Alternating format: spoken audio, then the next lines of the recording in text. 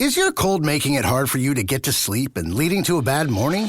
Switch to Mucinex Night Shift for fast, powerful nighttime multi-symptom cold and flu relief. Mucinex Night Shift fights your worst nighttime symptoms to help you get to sleep and wake up ready to go. Mucinex Night Shift. It's comeback season. Use as directed. Feel your max with Brooks Running and the all-new Ghost Max 2. They're the shoes you deserve, designed to streamline your stride and help protect your body. Treat yourself to feel-good landings on an ultra-high stack of super comfy nitrogen-infused cushion that takes the edge off every step, every day. The Brooks Ghost Max 2. You know, technically, they're a form of self-care. Brooks, let's run there. Head to brooksrunning.com to learn more.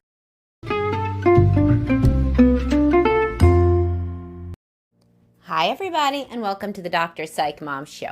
Today I'm going to talk about how looking at how your partner's parents treat each other is a really good way to figure out how they are going to treat you after the honeymoon stage ends. Before we get to that, please do subscribe. I have 175 subscriber episodes. If y'all want me to keep being motivated to do this podcast, in which I really just do talk to myself in the basement, then you do have to subscribe. So at least some of you do. Okay, so anyway, it's really nice to think, Americans love to think in particular, that we have absolutely nothing to do with any sort of history, and we basically are in charge of everything from our lifespans to our sex drives to our attractiveness to anything. You know, there's no idea that some things are outside of our control, which makes it really difficult to do therapy until you really do kind of a philosophical crash course, you know, and things that we learn matter and genetics matters. And actually, you know, do you think how you treat your kids matters? Oh, well, then how your parents treated you matters, you know, etc. So it's always good to expedite that with other people who believe that the past has an impact. My favorite sorts of clients. So, I mean, that's most of the people I see now are wider perspective thinkers. But, you know, I don't even work with super young people anymore, just a few. But, you know, when you're working with people in their 20s and 30s, particularly 20s, they're like, oh, no, you know, I'm just going to do the opposite of my parents, just totally the opposite. And that's that, you know. But anyway, back to earth. So your partner learned his template or her template for how things work in a relationship from watching the parents. And while in the honeymoon stage, I have so many people who are like, oh, I was the first person that they had any PDA with. You know, their parents were so surprised. Their parents weren't sitting next to each other. They didn't touch each other the whole weekend that I met him/her. But we were holding hands the whole time. And what problem are you coming into my office for? Oh, we don't touch. You know, fast forward 10 years later, it's the same fucking problem. Of course it is, right? So when you are looking for a partner, you got to look at the relationship that your partner was exposed to. Now, is this a death sentence? If they're two like yellers and they're yelling at each other, does it mean that your partner's going to yell at you? No, but only if your partner has done the internal work to realize that this is something that is going to come naturally to them and they want to act different. I'm certainly not saying people can't learn and grow. This is like the basis of everything I do for a living, is the idea that people can learn and grow. But when people don't think they have to because they think that there is no overlap with their parents, nobody learns anything from their childhood, and they don't have to be on guard against replicating their childhood, well, then we have a problem. You know, I have a podcast that's like you're replicating your parents' marriage without even knowing it. I think it's one of the subscriber ones. So the point being is, here are the most frequent ones I see. Guys tell me that the woman's parents never touch, and they now realize in retrospect, or possibly from comments, that these people haven't had sex, you know, like since Nixon, you know. And it's like they thought they would somehow avoid that by, I don't know how, by magic.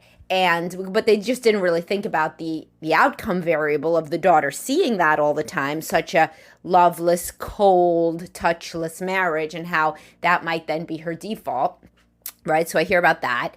I see a lot of drama being, the template. So if somebody had two drunk yellers that are yelling at each other all the time, cursing at each other, well, what's he or she going to do when they get very angry? That's the default, is to yell, curse. Maybe they don't drink. A lot of people know not to drink. Like if the parents were alcoholics, that's like very obvious. And because it goes along with that American idea I told you about, not that I don't work with non-Americans, I do, doing relationship coaching, but I see this more in Americans. The idea that you could just pull yourself up by your bootstraps and make different choices and blah, blah, blah. So people are like, let's forget about the fact that my parents are just completely, unhinged in various ways. It must have been just the alcohol. So if I avoid the alcohol, then I'll avoid everything else. Well, no, then you're just like a sober person who yells. If you don't watch the yelling, because the yelling's what's going to come back if you're not careful, because that's what you heard. That was the soundtrack of your childhood, was all this bullshit, the yelling. So that drama, that's obviously both sides. Oh, and by the way, men who are raised in touchless and loveless households have trouble with affection as well. That's for sure true. And then also another one that I see is just kind of a martyr, that one person is a martyr, so then the partner learns to be a martyr. So either they're the martyr or they make you the martyr. So they have one of my, my book, Couples You Meet in Counseling, one of my 7 couples is their parents, and then they just replicate that. But the one I most often see be replicated is that the mother is the martyr and the father does whatever he wants, or the father is the martyr and the mother does whatever she wants. Previous generation, more likely to be the mother is the martyr. But it doesn't matter how you replicate it. It comes out anyhow, no matter which one your spouse is. So if you notice this, the right thing to do, as I've said in another podcast, is not to go down a rabbit hole of learning all about your partner's dysfunctional family, have them read 10 books on how their mother is a narcissist. That's not what to do, okay? Because nobody wants you to play armchair psychologist. In fact, a lot of the people that say no to coming into actual therapy are saying no because, and this is, by the way, not flattering, so it might make you a little bit annoyed with me for a second, like for a change. But if you are, so you know how many men say to me, oh, you don't understand. I couldn't bring my wife into couples counseling because she knows everything about therapy, so it'd be you guys ganging up on me. I'm like, oh, your wife's a therapist? They're like, no, she was a psych major. I'm like, so was 70% of women in college. Like, what? But the woman, she force feeds them all these pop psychology books. And believe me, I love books. Books can be very useful. But she forces them to read them, and she uses all these words. She's not a trained therapist. She hasn't looked in at herself as much as she needs to. Otherwise, she wouldn't be in this dysfunctional dynamic with the guy that I'm working with, right? But instead, he thinks she's some sort of demi-psychologist. So then he feels that couples therapy is going to be like that. Like 2 of those. And it's not at all, because that woman is fighting him, telling him he's the problem. And the couples therapist would never do that, I mean, unless he's really doing something quite terrible, such as hitting her or, cursing at her. And, those certainly we still look at her, but there's certain things in couples therapy. When somebody is throwing things, cursing, yelling, hitting, things like that, we got to triage that stuff and then move on. But it's always a dynamic issue, as I talked about yesterday or 2 days ago in the podcast before. So point being that if you think that if you realize, oh my God, yeah, my partner is replicating their family, of course they are, probably, then what should you do instead of giving them a reading list and checking up on their assignments and making sure they know about what it's like to be an adult child of a narcissistic mother? They don't want to read that book. They don't. There's not one such book, by the way. But, I have a reading list, drsamantharodman.com/rec reading. That's all the books I recommend.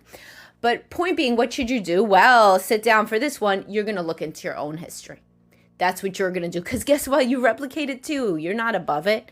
Just because you're the one who's listening to my podcast doesn't mean that you're a perfect person. I'm not a perfect person. No one's a perfect person, right? So the best way to get somebody to self-examine is to start a culture of self-examination in your home. That's the best way to get your children, by the way, to self-examine and to be humble and to admit their mistakes, is for you to be that way. So of course it's the same with your spouse, and I talk to people about this all the time. Starting a culture, just like in a corporate culture, where we admit when we do something wrong, where we look in at ourselves, where the boss can apologize. That's a different corporate culture than the one where the boss doesn't apologize, and then nobody down the line apologizes either. So if you want your partner to look in at their own upbringing and how it's impacting them, the first step is to look in at your own, because you're doing it too, Just because you've read more books doesn't mean that you don't still get pulled in certain ways. So, for example, I work with a lot of people. They start therapy and they start sharing with their spouse. Oh, that I never realized that I yell at our son the same way my father yelled at me. I don't use the same words. I'm not drunk, but it's the same kind of tone. I never realized it. It made me embarrassed to learn about it, to think about it. And, I'm sharing it with you in the hopes that, you see that I'm really trying here to be somewhat accountable. I'm going to try to be different. Something like that really shuts somebody up, let me tell you, because, I mean, and not to bullshit, of course, if you make that realization, there's no parent in the world that isn't going to try to be different, or very few parents in the world. So if you start saying things like, oh my God, I myself, whether it's my own therapy or whether it's listening to these or whether it's reading, whatever, I'm looking at myself. This is how my parents impacted me. Then it's very easy to be like, what about you? Most people are not going to be like, no, unlike you, I lived in a perfect family, so it's totally different and it doesn't apply. Now, if they do say something like that, then you'd be like, no, actually, I don't agree, and so I want to go into couples counseling. But, most people, the large majority of people, if you share vulnerability, then they're going to share vulnerability, and this is how friendships are made, etc. You don't make any friends saying, oh, did you know that my child is a perfect child? My child gets all A's and they're very handsome. That is not how to make a friend. Obviously, you make a friend saying, oh, do you know, like my kid is struggling with math and then I end up yelling and then he's upset. Oh my God, I really wish that math was taught different in the schools or something, right? Even something so little like that, right? Never mind like how women bond over like having teenagers, which is like, oh my God, this is the worst. Like I feel terrible all the time. I feel like a failure as a mom. That is how women bond, by the way. But I mean, even think about it in like a male way, right? Like men don't bond as much over misery, but you got to share some vulnerability, some little thing that you struggle with, even if it's a guy that like you're playing tennis with or playing golf with or whatever. You can't every day just be like, yep, I'm in a great mood, ready to play my best as I am every other day. And I really do excel at this sport. No, you have to be like, oh, I don't know if I'm going to be so good today. I didn't get a lot of sleep, or I think I pulled my back or whatever. And that makes you a human being. So therefore, I'm saying if you cultivate an air of being a human being in the way that you wish that your partner was acting like a human being, e.g. being vulnerable and engaging in deeper self-exploration, then they are much likelier to mirror you and do the same thing. That's how you end up in a conversation that's a deeper conversation, like DIY couples therapy, like the ones I guide you through in my book from 10 years ago, 52 Emails to Transform Your Marriage, which is still very helpful DIY therapy because the issues people struggle with did not change in the past decade. So I guide people through deeper conversations. And it's like, how does this issue impact you? How does it impact me? And once you share how something impacts you, somebody's much more likely to share how it impacts them because you went first. You were vulnerable first. So the way to get, and I have a podcast on this, like dissecting your husband's family or criticizing your husband's family is not the good hobby you think it is or something. I remember thinking it was a funny title, but I think all my titles are kind of amusing. Either way, this is the way to do it. You cannot just judge somebody and then they're going to see patterns. That's why therapy works, because the therapist isn't judging you. They're just helping you objectively. They got no skin in the game. They don't have to go home with you. They're not married to you, right? So they can help you understand stuff without then saying, oh, you just told me this thing. Well, that's why you've been such an asshole to me for the past 18 years. They're not going to say something like that, right? So make sure you don't say something like that too. And if you guys struggle with unresolved empathic ruptures, obviously it's best to be in couples therapy and talk about it with somebody who could, help you, guide you through those conversations in a more objective and less crazy kind of way, because those conversations can really go sideways. But I do have a podcast on empathic ruptures, posts on how to talk about empathic ruptures, etc. All right, I hope you guys enjoyed this. I hope that you start having some of those deeper discussions. And as for your own work, your deeper work into understanding your family of origin, in addition to my stuff, there's all the key books that I always recommend: Children of the Self-Absorbed, Running on Empty, Surviving a Borderline Parent. There's lots of these books, and you're like, oh, but I didn't have a borderline parent. Well, Running on Empty really appeals to a lot of people whose it's called Overcoming Childhood Emotional Neglect. And if you are struggling in your marriage, it is highly unlikely that you got a super good template at home, or you wouldn't be listening to me. Nobody with like some picture perfect-ish Brady Bunch family is really listening to me that much. This podcast is really primarily focused on relationships. I do other things too, and I do have a couple long-standing fans from when I did mostly parenting stuff, but overall, if you're interested in my stuff, it's because you didn't learn this stuff on automatic default. And that's your goal, right? For your own kids to not have to listen to me. Even if I'm still around and some Dr. Ruth, poor Dr. Ruth passed away, but in some very wise elder capacity, then you don't want them to have to listen to me, because you want that shit to be on automatic default so they could open their brain and think about other things that aren't how to get their marriage on track and learning skills that ideally would have been taught on automatic pilot from the home. All right, I'll talk to you guys soon. Have a great day. Thanks for listening. Bye-bye.